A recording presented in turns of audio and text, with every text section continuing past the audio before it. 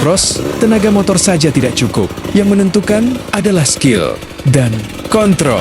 Setiap tikungan butuh feeling, setiap lompatan butuh perhitungan, dan setiap bukaan gas harus tepat di waktu yang pas. Rider yang hebat bukan cuma berani kencang, tapi mampu mengendalikan motor di segala kondisi. Lumpur, pasir, tanjakan, sampai jalur sempit semua harus ditaklukkan dengan teknik. Karena saat kontrol hilang, kecepatan tidak ada artinya. Motocross bukan hanya soal balapan, ini tentang keseimbangan antara keberanian dan kemampuan.